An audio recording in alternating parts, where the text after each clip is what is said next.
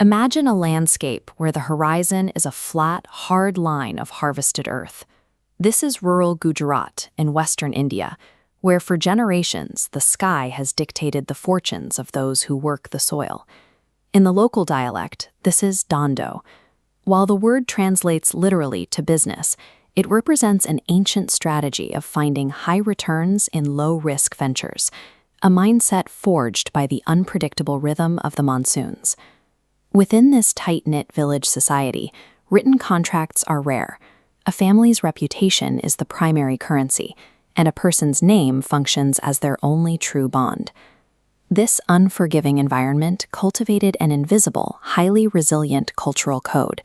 It was a system of survival that proved to be portable, capable of adapting to almost any economic landscape. By the 1950s, the American landscape was being transformed by a vast concrete web. President Eisenhower's Federal Aid Highway Act was building the interstate system, and alongside it, a new industry flourished, the roadside motel. These independent motels were labor-intensive and operated on thin margins. By the 1960s, the original owners were often exhausted by the 24/7 workload, leaving a vacuum in the market for anyone willing to live where they worked. Kanjibai Manshu Desai, a Gujarati immigrant who had worked as a farmhand, recognized the opportunity. He leased a failing hotel in San Francisco and operated it entirely with family labor, living in a small apartment behind the front desk. News of his success traveled back to the villages of Gujarat through a grapevine of trust. The story was simple. In America, you could buy a motel, live there, and put your family to work. You didn't need to be rich. You just needed to be resilient. The success of this single hotel marked the first effective translation of the Dhandho survival code into an American business model. The turning point arrived in 1965, when President Lyndon B. Johnson signed the Immigration and Nationality Act. This reform opened the door for a steady stream of immigrants from Gujarat. Many carried the surname Patel, historically meaning village headman, and they arrived with the specific goal of pursuing economic opportunity. These new arrivals faced immediate barriers.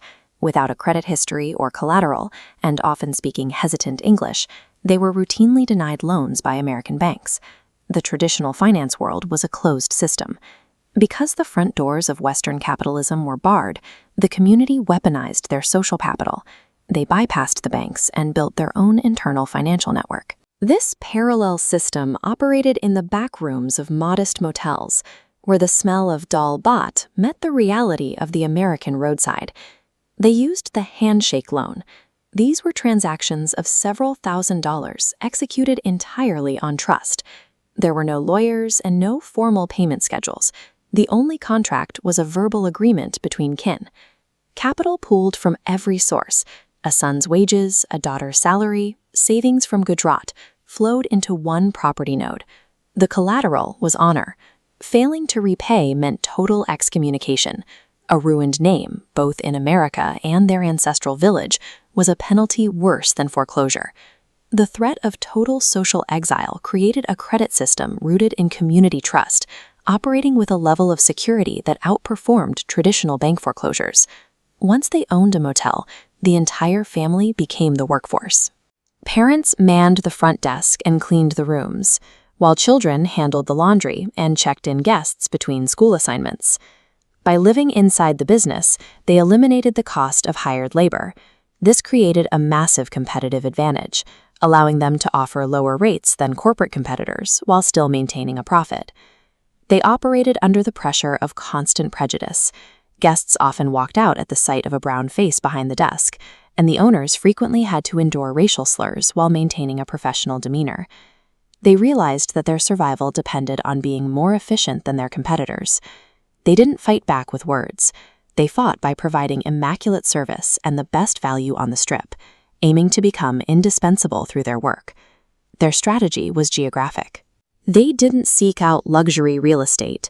They targeted the forgotten, independent motels that corporate investors had overlooked or abandoned.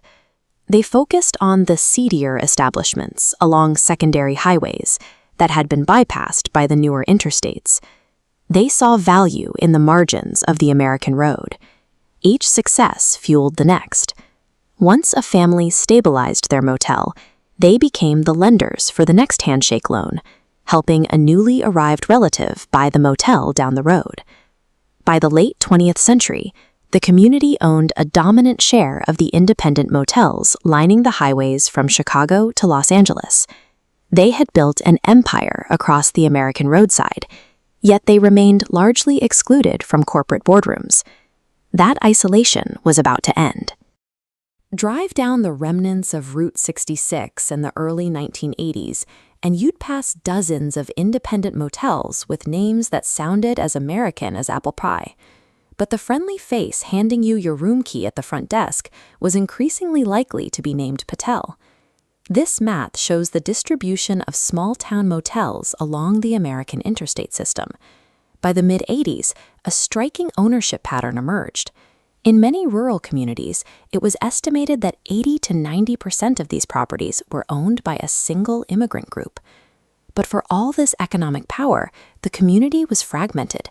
Each family functioned as an independent operator, an island kingdom consumed by the 24/7 demands of their own front desk. They were a multi-billion-dollar industry with no union or aggressively expanding their franchise models. They brought a new set of rules, fees, and dense contracts that individual owners found difficult to navigate.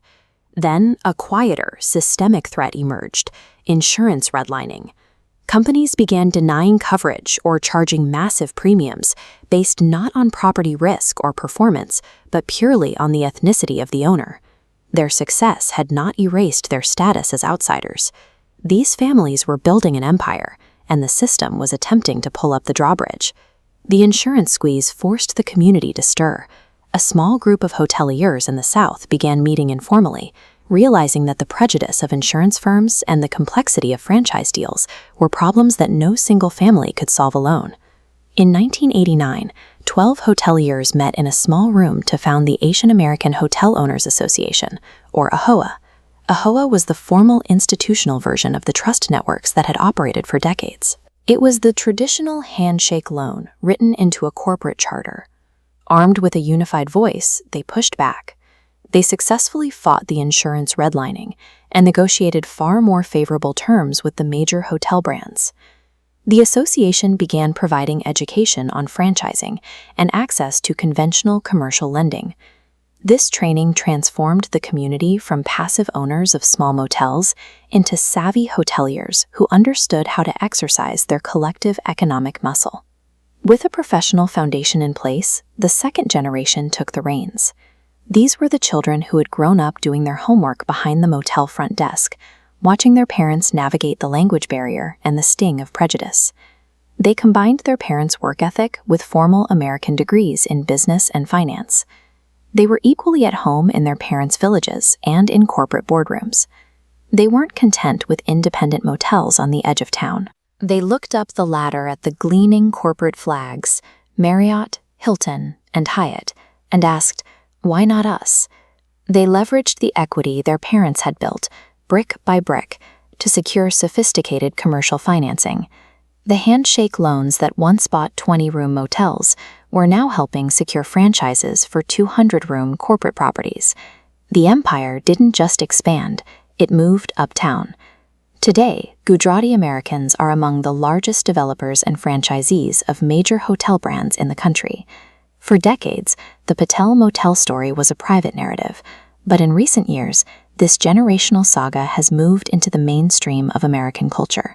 Filmmakers and journalists are now recognizing the scale of this achievement. Documentaries like The Patel Motel Story have brought this history to a wide audience at institutions like the Tribeca Film Festival. The numbers tell a story of relentless growth. AAHOA has expanded from its original 12 founders to an organization with roughly 20,000 members today. These members now control more than 60% of all hotels in the United States. Collectively, these properties represent a worth of over $40 billion. The impact is immense. These member-owned hotels support over 4.2 million American jobs and generate an annual payroll in the tens of billions of dollars.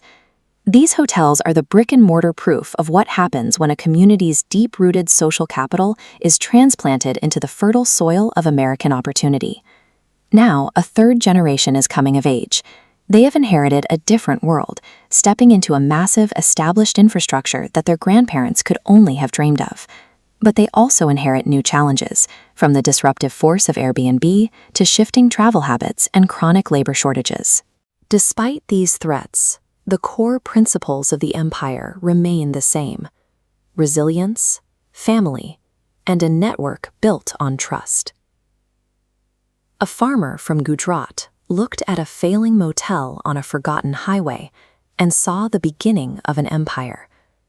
Now, the third generation asks, what comes next?